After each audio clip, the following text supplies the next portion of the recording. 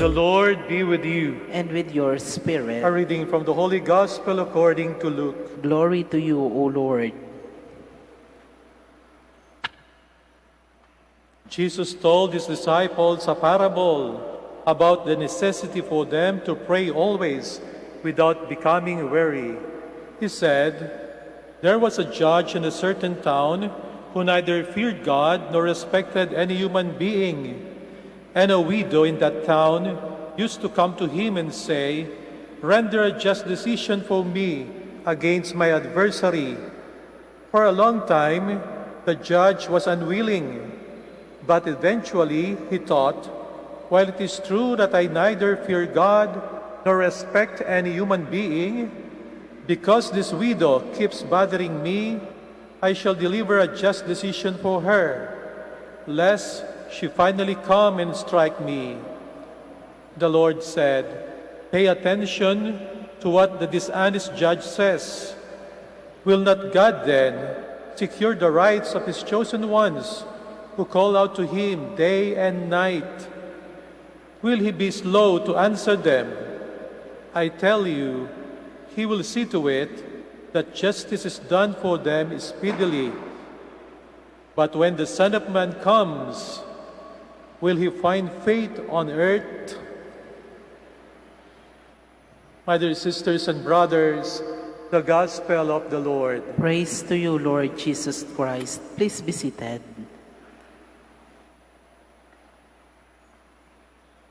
Ang panalangin ay ang pagtataas ng ating puso't isipan sa ating Panginoong Diyos. Tuwing tayo po'y nagdarasal, katulad po ngayon, pumapasok tayo sa isang relasyon, ang relasyon natin sa Panginoong Diyos. Kung tayo pumapasok sa isang relasyon, tinutulungan po ng relasyon nito na lalo pang lumalim ang ating pananampalataya.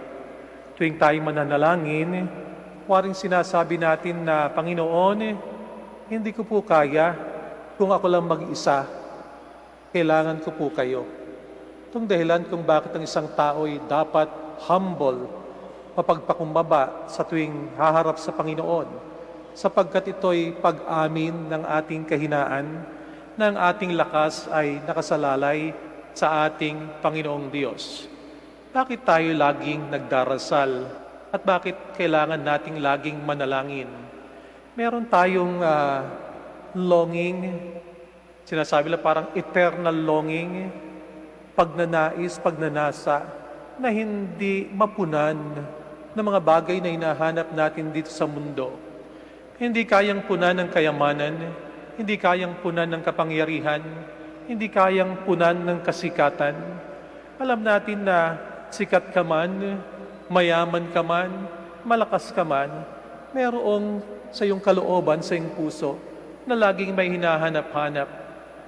Ang sabi ni San Agustin, "My heart is restless until it rests in you." Hinanap niya ang kasagutan doon sa kanyang pagnanasa sa mundong ito. Pero hindi niya mahanap hanggang sa kanyang puso ay magpahinga sa Panginoon. Sa Panginoon lamang nagkaroon ng sapat, isang gap na sagot, yung kanyang hinahanap sa kanyang puso. Si Mother Teresa of Calcutta, ang sabi niya, "I pray because I cannot rely on myself." Biro ninyo, alam natin na ang daming supporters ni Mother Teresa of Calcutta. No? Kung siguro sa material na bagay, maraming nag-donate sa kanya, kumpleto ng kanyang pangailangan. Pero araw-araw siyang nagtatrabaho. At ang sabi niya, kung sa sarili ko lamang ako magre-rely, hindi ko kaya. Kailangan ko ng Panginoong Diyos. Panalangin ay katulad ng paghinga. Dapat gagawin ko maya-maya, araw-araw. Ang panalangin ay katulad ng pagkain. Kailangan kakain ako araw-araw. Ang panalangin ay katulad ng pagmamahal. Kailangan lagi akong nagmamahal. At kailangan akong laging nagdarasal. Modelo natin si Abraham sa pagdarasal. Siyang modelo ng isang tao na nakikinig sa panalangin sa Panginoong Diyos. Bukas ang kanyang tenga at dahil kahit siya napakatanda na, bukas ang kanyang tenga sa kung anong ibig ng Panginoong Diyos sa kanya. Inutusan siyang lisanin yung kanyang bayan. Pwede siyang magreklamo, tanda ko na. Pero ang sabi ng Panginoon, meron akong bayan na ibibigay sa iyo. At siya'y nakinig. At siya'y naging ama nating lahat. No? Hindi lang ng mga Kristiyano, pati ng mga Muslim, itinuturing siyang Father Abraham. Ama ng sambayanan, nakinig siya.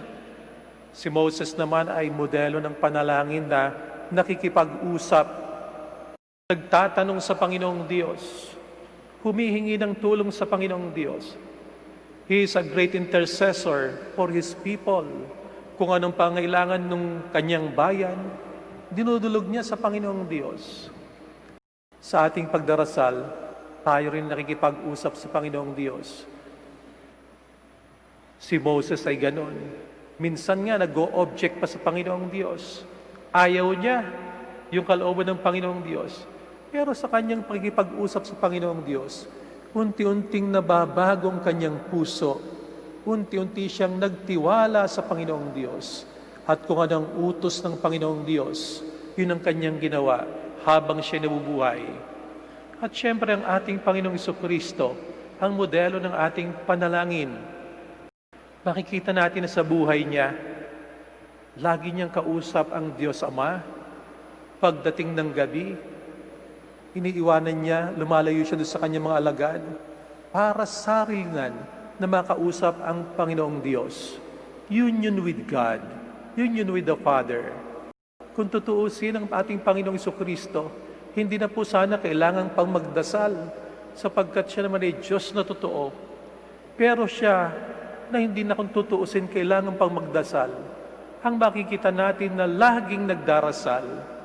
At tayo na kailangan magdasal. Tayo ang madalas na makalimot sa pagdarasal. Ang Panginoong Jesucristo, noong siya'y nakabayubay na sa krus, naranasan niya siguro yung pinakang nakakatakot na experience sa buhay. Nasa bingit ng kamatayan. At tumawag siya sa Ama, Ama, kung maaari lamang ay tanggalin mo na itong kalis na ito. Subalit, kung ano ang iyong kalooban, yun ang dapat masunod. Ganon din ang mahal na Birheng Maria, hindi ba? Be it done to me according to your word. Ang best prayer ay yung pagsasabi natin na pagkatapos nating hilingin lahat ng mga bagay na dinudulog natin sa ating Panginoong Diyos, maaring material na bagay, maaring kagalingan, sa bandang huli, ang sasabihin lang natin, Lord, be it done to me according to your word. Kung ano yung will mo, kung ano yung kagustuhan mo, that is the best for me. Minsan nagrereklamo tayo sa Panginoong Diyos sapagkat mukhang hindi natin natatanggap yung ating hinihiling. Tuwing tayo mananalangin at maaaring tuwing pag-uusapan ng tungkol sa dasal, ang maaaring pumasok sa ating isipan ay yung mga bagay na ating hinihiling. Kadalasan ay material na bagay. But brothers and sisters, we will see that prayer is not so much about asking for something. Prayer is more about our becoming. Kung ano yung magiging tayo sa ating pagdarasal. At ang becoming ay isang proseso, dahan-dahan. Nung nakaraang linggo po, ako po'y nagtanim ng iba't ibang binhi. Meron pong Chinese kangkong, merong ampalaya, at iba pa, no? Sa malaking paso, sa banyera. Tinitingnan niya nung aking bayaw araw-araw kung lumalaki na. Hindi pa siyempre, dahan-dahan, mukhang nakakainit. Pero katulad ng ibang pananim, kapag hindi mo pinapansin araw-araw, magugulat ka na lang after weeks or months, bay lumaki na. Kailangan mo ng mahabang pasensya. Minsan kapag meron tayong kapatid na ginugulo ang ating buhay, kailangan din natin ng mahabang pasensya, hindi po ba? Sa ating panalangin, tinuturuan tayong maging mahaba rin ang ating pasensya. Tinuturuan tayo maging persistent, katulad ng balo sa ating ebanghelyo. Araw-araw niyang pinupuntahan yung bad judge, no?